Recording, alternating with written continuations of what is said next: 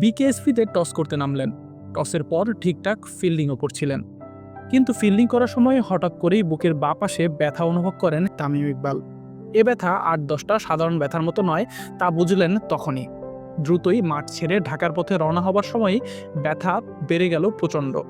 তাই দ্রুত বিকেএসপির পাশের একটি হাসপাতালে নেওয়া হলো তামিমকে। সেখানে গিয়ে জানা গেল হার্ট অ্যাটাক হয়েছে বাংলাদেশের সাবেক অধিনায়কের।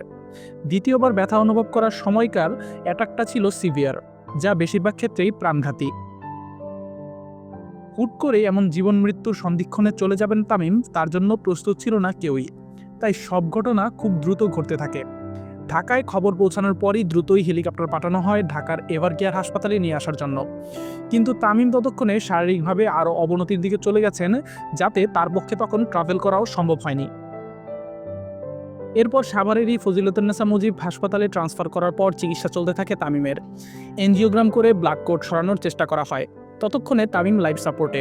কিছুক্ষণ আগে দেশের সেরা ওয়ানডে টুর্নামেন্টে খেলতে থাকা তামিম তখন নিঃশ্বাসও নিচ্ছেন যন্ত্রের সাহায্যে।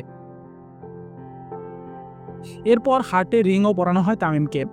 এরপরই কিছুটা শঙ্কামুক্ত হয়েছেন দেশের ইতিহাসের অন্যতম সেরা এই ব্যাটার। রিং পরানোর পর কার্ডিয়াক কেয়ার ইউনিট সিসিইউতে নিবিড় পরিচর্যায় রাখা হয়েছে খান সাহেব নামে খ্যাত তামিমকে। স্ত্রীসহ পরিবারের সদস্যরা আছেন সেখানেই। তামিমের পরিবারে হার্ট অ্যাটাকের ইতিহাস বেশ পুরনো। বাবা ইকবাল খান, চাচা আকরাম খানরাও এই রোগের রোগী। কিছুদিন আগে বড় ভাই নাফিস ইকবালকেও হার্ট অ্যাটাক হয়ে হাসপাতালে ভর্তি হতে হয়েছিল। তাই তামিমকে নিয়ে শঙ্কা থেকেই যাচ্ছে। গত বছর একটি মোবাইল সেবাদানকারী প্রতিষ্ঠানের ক্যাম্পেইনে এক বিজয়ীর পুরস্কার দেবার সময় সেই বিজয়ীর বাবার হার্টের চিকিৎসার সম্পূর্ণ দায়িত্ব নিয়েছিলেন তামিম। এমন আরও বহু লোককে সবার অগোচরেই চিকিৎসার জন্য সাহায্য করে যাচ্ছেন নিভৃতেই। তাদের প্রার্থনায় হলেও স্রষ্টা নিশ্চয়ই সুস্থ করে তুলবেন তামিমকে। দেশের ১৬ কোটি মানুষও যে নিশ্চয়ই প্রার্থনায় রাখছেন তাদের সবার প্রিয় কলিজাওয়ালা খানকে। আশিকুর রহমান শান্ত, ডি স্পোর্টস।